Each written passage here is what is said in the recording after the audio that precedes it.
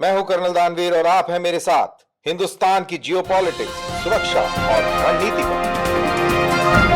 जय हिंद। आप हैं मेरे साथ और आज हम बात करेंगे सऊदी अरेबिया का जो बाइडेन टेस्ट। जी हां, सऊदी अरेबिया का जो बाइडेन टेस्ट। और इसमें मैं सहारा लूंगा लीज डुसेट के इस आर्टिकल का। ये बीबीसी की एक बहुत पुरानी, बहुत ही मानी हुई ये जर्नलिस्ट है और इन्होंने एक आर्टिकल लिखा है एक दिन पहले। वो लिखती हैं इस शीर्षक में, tough test for Joe Biden in new Middle East, यानी कि जो बाइडेन के लिए बहुत मुश्किल टेस्ट है अब आगे आने वाले दिनों में जो मिडिल ईस्ट प्रेजेंट करता है। जो बाइडेन के लिए समस्या बहुत सारी है। लीज डुसेट लिखती हैं कि उनकी जो टीम है फॉरेन अफेयर्स वाली और नेशनल सिक्योरिटी वाली, वो सारी की सारी ओबामा एडमिनिस्ट्रेशन में भी थी और उन्होंने बहुत बड़ा योगदान दिया था मिडिल ईस्ट की पॉलिटिक्स को शेप करने के लिए ट्रंप के आने से पहले। और अब जब वो आए हैं तो बहुत कुछ बदली हो गया है। और वो कोट करती हैं, एक लेखक हैं, उनका नाम है किम घटास। ये जो है Carnegie Endowment for International Peace के एक फेलो है और उन्होंने किताब लिखी है, उसका नाम है ब्लैक वेव, जिसमें वो ये कहते हैं कि they may take things in a different direction because they have learn from the mistakes. यानी कि वो जो बाइडेन के एडमिनिस्ट्रेशन को यहां पर ये कह रहे हैं कि शायद ये पूरे मिडिल ईस्ट की पॉलिटिक्स को बिल्कुल एक नए स्तर पर और एक नई दिशा में ले जाए, क्योंकि वो अपनी गलतियों को समझ चुके हैं। यानी कि जो ओबामा एडमिनिस्ट्रेशन के अंदर जो उनका तजुर्बा था और अब जो नए बदले हालात में वो कुर्सी पर बैठेंगे, तो वो शायद हो सकता है कि अपनी गलतियों को समझते हुए पूरे मिडिल ईस्ट की पॉलिटिक्स को एक दूसरी दिशा में ले जाए। अब जब हम बात करते हैं, जब ये बात कर रही हैं कि जो बाइडेन के लिए ये टेस्ट जो है ये कितना मुश्किल होने वाला है, ये क्यों कहती हैं? ये बेसिकली ये इन चार चीजों की वजह से कहती हैं जो मैंने ये लिस्ट करी है। सबसे पहली चीज जो है वो जमाल खशोगी की है। जमाल खशोगी एक बहुत liberal progressive Saudi Arabian dissident थे जिनका मर्डर हो गया। दूसरी बात करती हैं ये सऊदी यमन वॉर के हवाले से। तीसरी बात करती हैं यूएस ईरान न्यूक्लियर डील, जो कि इनफैक्ट सबसे ज्यादा इंपॉर्टेंट है इस पूरे जियोपॉलिटिकल खेल के अंदर, क्योंकि यूएस ईरान डील ही निर्धारित करेगी कि यूनाइटेड नेशंस किस पाले है, ईरान के पाले है कि सऊदी अरेबिया के पाले है, और किस दिशा में यूएस जो है मिडिल ईस्ट की पॉलिटिक्स को ले जाने जा रहा है। इनफैक्ट सबसे जो कठिन सवाल है वो यूएस ईरान न्यूक्लियर डील का ही है। और इसी के साथ एक और मुद्दा जुड़ा हुआ है, वो मोरक्को का है। मोरक्को का क्लेम वेस्टर्न सहारा का एक इलाका है, उसके बारे में भी मैं आपको बताऊंगा कि वो क्या कहानी है। उसके ऊपर भी एक सवाल या निशान खड़ा हो गया है। उसके अलावा ह्यूमन राइट्स की बात है। ह्यूमन राइट्स को वो सबसे अहम मुद्दा मानते हैं जो बाइडेन की जो टीम है। और अगर ह्यूमन राइट्स की बात करें तो उसमें सऊदी अरेबिया एक कटघरे से में खड़ा होता है, ईरान के ऊपर भी क्वेश्चन मार्क होता है। और अगर ऐसा होता है तो ये किस हद तक जाएंगे अमेरिकन? क्या जो ट्रंप एडमिनिस्ट्रेशन के दौरान जो सबसे बड़ी जो आर्म्स डील हुई थी सऊदी अरेबिया के साथ, क्या उससे जो रिश्ते बने, क्या उनसे वो अलग जाएंगे? तो ये सारी चीजें जो है ये निर्धारित करेंगी कि अमेरिका की पॉलिसी किस तरीके की मिडिल ईस्ट के अंदर हो। अब जैसे मैंने बोला कि ट्रंप जब आए थे तो उन्होंने रियाद के ऊपर पूरे अपने ताश के पत्ते लगा दिए और उन्होंने यूएस हिस्ट्री के अंदर सबसे बड़ी एक आर्म्स डील करी थी।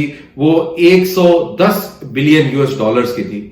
और उसके बाद से प्रक्रिया शुरू हुई इजराइल और अरब ममालिक के बीच के अंदर रिलेशंस को इंप्रूव करने की। और अभी हमने कुछ ही महीने पहले देखा कि किस तरीके से यूएई के रिलेशन ठीक हो गए हैं और सऊदी अरेबिया भी नर्म पड़ गया है इजराइल के प्रति। तो ये एक बहुत बड़ा बदलाव है।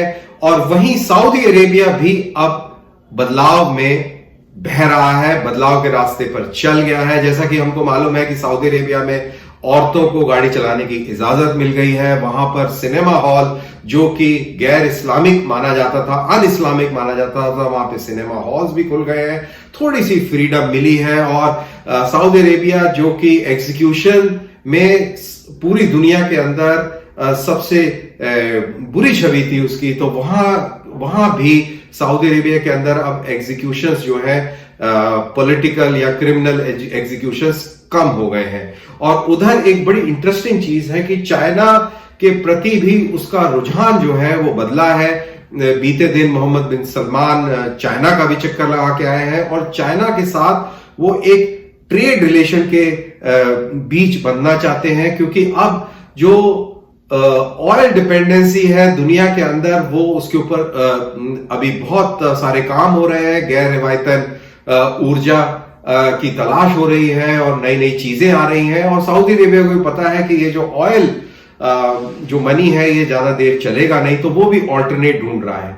तो सबसे बड़ी चीज जो सऊदी अरेबिया ने जो अपने में बदलाव लेके आए हैं वो ये है कि सऊदी अरेबिया अब मुसलमानों का इकलौता रहनुमा नहीं मानता है अपने आप को। मोहम्मद बिन सलमान जब से वो इंपॉर्टेंस में आए हैं सऊदी अरेबिया के अंदर पॉलिटिकल इश्यूज के ऊपर, तो उन्होंने जितने भी कट्टरपंथी जो मुल्ला है उनके ऊपर शिकंजा कसा है और देश को कट्टरवाद से दूर ले जाने की कोशिश करी है, प्रयास करी है और काफी हद तक सफल हो गए। उनका ये कहना है कि सऊदी अरेबिया क्योंकि एक झंडा लेके चला हुआ था इस्लाम का, तो कहीं भी कोई समस्या होती थी तो सऊदी अरेबिया के लोग वहां पर इकोनॉमिक फाइनेंशियल कंट्रीब्यूशन देते थे, खुद भी जाके उनकी लड़ाइयों में शामिल होते थे और उनका सऊदी अरेबिया से खुद से उतना वो लगाव नहीं था। इनफैक्ट ओसामा बिन लादेन ये एक बहुत बेहतरीन एक एग्जाम्पल है इसको लेकर, जिसकी वजह से काफी सऊदी अरेबिया को नुकसान हुआ। और अब सऊदी अरेबिया जो वहां भी कल्चर को एक्सपोर्ट कर रहा था मुस्लिम ममालिक के अंदर, वहां से भी वो पीछे हट गया है। उसने अपना हाथ पीछे खींच लिया है और अभी टर्की जरूर प्रयास कर रहा है पाकिस्तान के साथ मिलकर कि वो पूरे मुस्लिम उम्मा का झंडा नशीन हो जाए, लेकिन ऐसा होना मुश्किल है क्योंकि टर्की के पास उतना उस तरीके का पैसा नहीं है जिस तरीके का पैसा सऊदी अरेबिया के पास है। और सऊदी अरेबिया टर्की से ज्यादा इतना लेवल का परेशान नहीं है। तो वापस लौटते हैं हम इस वीडियो के मुद्दे पर, और वो है कि जो बाइडेन के लिए मिडिल ईस्ट टेस्ट क्यों मुश्किल होने वाला है। अब जैसा कि मैंने शुरू में बताया कि जो एक इंपॉर्टेंट चीज जो है, जो 4 इंपॉर्टेंट चीज मैंने जो लिस्ट करी, उसमें जो मैंने जो लिस्ट करी सऊदी अरेबिया के हवाले से कि वो है जमाल खशोगी की मौत की जो CIA की जो तफ्तीश थी उसके बारे में ओपन करना, उसके बारे में जो मोहम्मद बिन सलमान है उनको किसी तरीके से इंडाइट करना और सऊदी अरेबिया को आंसरेबल होल्ड करना, to hold Saudi Arabia answerable at that कि भाई आपने खशोगी को क्यों मरवाया। अब खशोगी एक सऊदी अरेबियन डिसेंडेंट थे और डेसिडेंट थे और ये वॉशिंगटन पोस्ट के लिए लिखा करते थे और टाइम्स मैगजीन के मैन ऑफ द ईयर भी थे।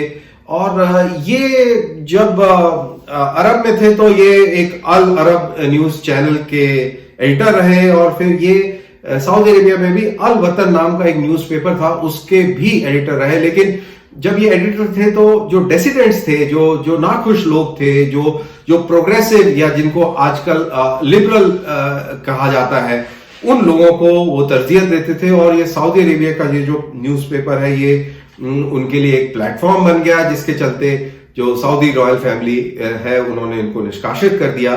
तो ये बहरहाल ये आउट ऑफ द कंट्री रहते थे, लंदन चले गए और उसके बाद में ये काउंसलेट गए थे सऊदी काउंसलेट टर्की में। और 2 अक्टूबर 18 की बात है, ये शादी करना चाहते थे और कुछ कागजात लेने के लिए इस काउंसलेट में गए, लेकिन सीसीटीवी कैमरा और बाकी जो सोर्स हैं वो ये बताते हैं कि ये गए जरूर अंदर थे लेकिन ये बाहर नहीं आए। और CIA ने एक तफ्तीश करी जिसके अंदर क्राउन प्रिंस मोहम्मद बिन सलमान को डायरेक्ट दोषी करार दिया गया, जिसके अंदर बोला गया कि मोहम्मद बिन सलमान ने ही खशोगी का मर्डर के लिए आदेश दिए थे। तो अगर इस चीज को जो बाइडेन की जो टीम है इसको तरजीह देती है तो जाहिर सी बात है कि सऊदी अरेबिया के साथ रिलेशनशिप थोड़ी खराब हो जाएगी, और थोड़ी नहीं बहुत खराब होने का अंदेशा है, क्योंकि मोहम्मद बिन सलमान जो है ये सऊदी अरेबिया के किंग हैं, लेकिन मेरे को नहीं लगता कि इस हद तक वो जाएंगे अमेरिकन, क्योंकि अमेरिकन की आदत है, और इनफैक्ट अमेरिकन की नहीं सभी की ये कंट्रीज की पॉलिसी होती है कि अपना अपना मफाद देखते हैं, और सऊदी अरेबिया को दरकिनार करना बहुत ही मुश्किल काम है। लेकिन हाँ, प्रेशर टैक्टिक्स के तौर पर जमाल खशोगी के मर्डर की बात जरूर वो यूज कर सकते हैं to arm twist the Saudi royal family, लेकिन कितना करेंगे ये समय बताएगा। इसके बाद जो दूसरी जो चीज है जिससे जो बाइडेन की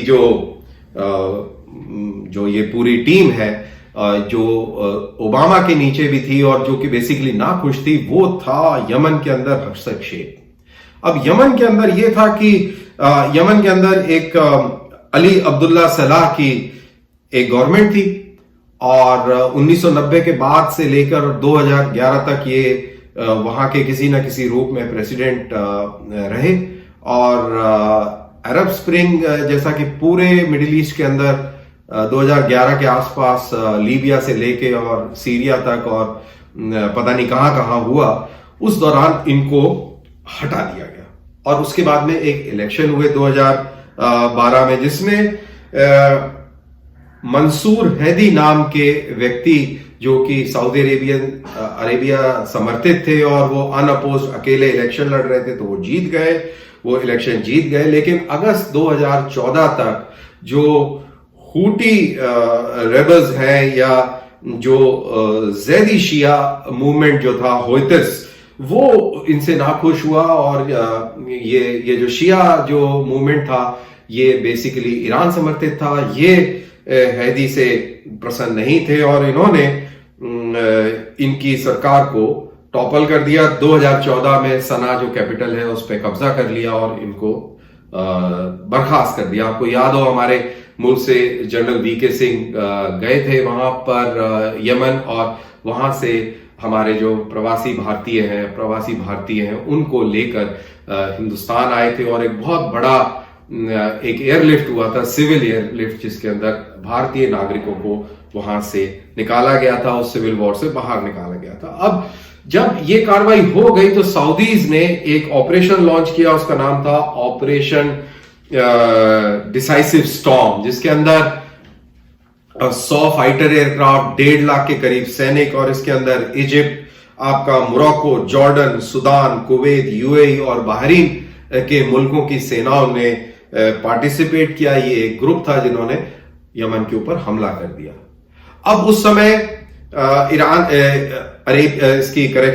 US की मजबूरी थी, ओबामा की मजबूरी थी कि उन्होंने ज्यादा इस चीज के ऊपर हाथ अपना तंग नहीं किया सऊदी अरेबिया के ऊपर, क्योंकि उन्होंने अमेरिकन ने ईरान के साथ में एक न्यूक्लियर डील करी थी जिससे सऊदी अरेबिया खुश नहीं था। तो सऊदी अरेबिया को खुश करने के लिए एक तरीके से उन्होंने सऊदी अरेबिया के एक्शन को यमन के अंदर एक साइलेंट अप्रूवल सा दे दिया, और लेकिन अंदर खाने में वो खुश नहीं थे। अब जब बात हो रही है कि सऊदी अरेबिया बात हो रही है कि न्यूक्लियर डील को रिविजिट कर रहा है अमेरिका न्यूक्लियर डील को, तो जब वो रिविजिट करेगा तो ये यमन वाला जो पेच है ये फिर आड़े आएगा, और मेरे ख्याल से इस बारी शायद सऊदी अरेबिया को इतना प्लीज नहीं किया जाएगा, क्योंकि अभी अमेरिका के लिए ईरान बहुत ज्यादा मायने रखता है। ईरान की जो न्यूसेंस वैल्यू है मिडिल ईस्ट के अंदर वो बहुत ज्यादा है और ईरान को प्लिकेट करना बहुत इंपॉर्टेंट है। मेरे हिसाब से ईरान को ठंडा करना ये शायद जो बाइडेन की एक प्राथमिकता होगी। इसके अलावा ये भी लीज डूसेट लिखती है कि जो इनके जो फॉरेन रिलेशंस के जो करेक्शन जो इनके जो एंथनी ब्लिंकन है जो नॉमिनी है सेक्रेटरी ऑफ स्टेट के, वो ये कहते हैं कि वो गहराई के अंदर जाएंगे on all the issues that involves the region, that includes the Israel and other Arab countries in the Abraham Accord that they are signing। तो वो fully बैक नहीं कर रहे हैं जिस तरीके से अरब्स और इजरायलीज के बीच के अंदर एक तरीके से सुलह हुई है। तो ये भी एक कॉज ऑफ कंसर्न होना चाहिए as far as Middle East is concern. और आपके जो सऊदी अरेबिया और इजराइल की पॉलिटिक्स है, और मैं कहूंगा सऊदी अरेबिया की पॉलिटिक्स है, क्योंकि सऊदी अरेबिया इस समय बहुत अच्छी जियो पॉलिटिक्स खेल रहा था अंडर ट्रंप और उसने अपना एक डिफरेंट लेवल जो है स्टैब्लिश कर लिया था। American dominance in the region वो कहीं ना कहीं अंडर प्ले हो रही थी जिस तरीके से सऊदी अरेबिया अपने आप को प्रोग्रेसिव शो करके और एडवांस कर रहा था। अब लास्ट में जो चीज जिसके बारे में मैं बात करूंगा जो लीज डूसेट भी मेंशन करती हैं, बट क्योंकि कई सारे दर्शकों को इन चीजों का नहीं मालूम होता है तो उस चीज को हल्के से या ब्रीफली उसको टच अपॉन करना बहुत जरूरी है। और वो चीज है मोरक्कोज क्लेम ओवर वेस्टर्न सहारा, जिसको जो 3 दशक से दुनिया उसको मान नहीं रही थी, लेकिन जब ट्रंप प्रेसिडेंट थे तब उन्होंने उसको मान लिया, उसको मोरक्को का जो क्लेम है उसको मान लिया और उसके एवज में उन्होंने इजराइल और मोरक्को के बीच में एक किस्म की एक डील कराने की कोशिश करी और करी भी, जिसके अंदर उनके आपस के रिलेशंस जो है नॉर्मलाइज हो पाए। तो ये एक इलाका है अटलांटिक ओशन के तट पर, एक जगह है उसका नाम है मॉरिशीनिया और मोरक्को के बीच में ये इलाका है जो कि स्पेन की कॉलोनी थी और इसको लास्ट कॉलोनी ऑफ अफ्रीका भी कहा जाता है। और जब 1975 में स्पेन वहां से बाहर हुआ तो 2/3 जो हिस्सा था इस इलाके का वेस्टर्न सहारा का ये उन्होंने मोरक्को को दे दिया और 1/3 जो है मॉरिशीनिया के पास आया। लेकिन जो पूरे उस इलाके के अंदर जो लोग हैं वो शरावरी नाम के मुसलमान वहां पे रहते हैं और वो इस चीज से नाखुश थे। वो खुद मुख्तारी चाहते थे और वो चाहते थे कि यहां पर एक राय शुमारी हो, एक प्लेबिसाइट हो और उसके बेसिस पर ये डिसाइड किया जाए कि ये इलाका मॉरिशीनिया में जाएगा या मोरक्को में जाएगा। बहरहाल एक फ्रीडम फाइटिंग फ्रंट था पोलिसारियो जो कि ये चाहता था कि ये इलाका इंडिपेंडेंट हो जाए मोरक्को से और उसने अभी तक मोरक्को के साथ में अपना झगड़ा कायम रखा। तो जो ओबामा के जो एडमिनिस्ट्रेटर्स थे वो इन मॉरिशीनिया के जो क्लेम को सपोर्ट करते थे, लेकिन अब जैसा कि मैंने शुरू में बोला कि बहुत कुछ बदली हो गया है ओबामा के टाइम से और अब जो बाइडेन के टाइम के बीच में बहुत सारा पानी, lot of water has phloem under the bridge और अब वो वाली चीजें नहीं है। तो इसीलिए जो बाइडेन की टीम के लिए ये समय बड़ा मुश्किल है जहां तक मिडिल ईस्ट का सवाल है। और मिडिल ईस्ट एक बहुत इंपॉर्टेंट फैक्टर है।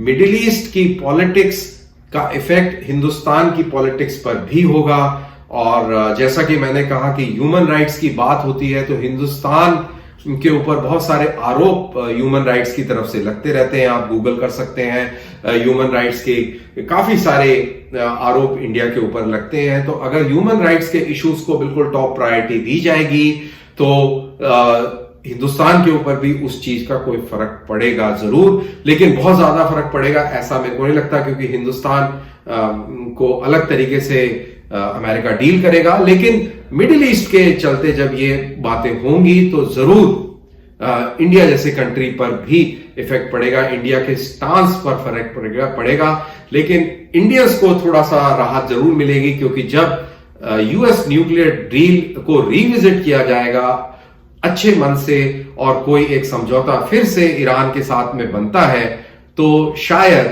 इंडिया और ईरान के जो रिलेशन है, छाबहार का पोर्ट के इशू है और ट्रेड के इश्यूज हैं, सैंक्शन रिलेटेड इश्यूज हैं, उससे हिंदुस्तान को थोड़ी सी राहत मिलेगी और आगे कार्रवाई चलेगी। तो लास्ट में जो यूएस ईरान न्यूक्लियर डील है, जो कि इस समय जो ऐसा लगता है कि सबसे इंपॉर्टेंट चीज है, वो उसके बारे में इतना ही कहूंगा कि 2015 के अंदर ये डील हुई थी और जिसके अंदर लिमिट कर दिया गया था कि आप गैस सेंट्रीफ्यूग्स जो है या हैवी वाटर फैसिलिटी है या आपकी यूरेनियम एनरिचमेंट परसेंटेज है, उसके ऊपर कंट्रोल होगा, कर्व होगा। 13 साल की म्याद थी और IAEA के एग्रीमेंट के तहत ईरान जो है वो कार्रवाई करेगा, ओपन टू इंस्पेक्शन होगा, वगैरह वगैरह। तो ट्रंप ने 2018 में वहां से उससे विड्रॉ किया और उसके बाद जब ट्रंप ने अनाउंस कर दिया कि वो इस जो joint comprehensive plan of action है, जिसको जकोपा या ईरान यूएस न्यूक्लियर डील भी कहते हैं, वो उससे बाहर निकल रहे थे, बाहर निकलने का ऐलान कर दिया, तो उसके बाद से चीजें बिल्कुल गड़बड़ा गई और फिर आखिरी जो नेल इन द कॉफन था वो 5 जनवरी 2020 को हुआ। पिछले साल की बात है, जब एक ईरान के बहुत अहम एक जनरल वो थे, जनरल कासिम सुलेमानी, उनको एक अमेरिकन स्ट्राइक में मार दिया गया। और उसके बाद से ईरान ने बोला कि जो इस डील के तहत जो लिमिटेशंस थी 13 साल की और 93.3% यूरेनियम एनरिचमेंट की और बाकी सेंट्रीफ्यूग्स की और हैवी वाटर रिलेटेड जो लिमिटेशंस थी, अब वो उसको नहीं मानेगा और वो बाहर उससे निकल आएगा। लेकिन उसने यही बोला कि वो IAEA के एग्रीमेंट को फिर भी पालन करेगा। तो ये एक बहुत इंपॉर्टेंट चीज है, इससे बहुत कुछ फर्क पड़ने वाला है मिडिल ईस्ट के ऊपर भी और हिंदुस्तान के ऊपर भी। अगर ईरान और अमेरिका क्लोज आते हैं तो इजराइल और सऊदी अरेबिया की मुश्किलें बढ़ सकती हैं। बहरहाल ये कैसे जो बिडेन अपने इस टेस्ट को पास करेंगे ये समय बताएगा, लेकिन आपने अपना कीमती वक्त निकाल के और मेरी इस बात को सुना, उसके लिए बहुत बहुत शुक्रिया। Thank you very much. जय हिंद।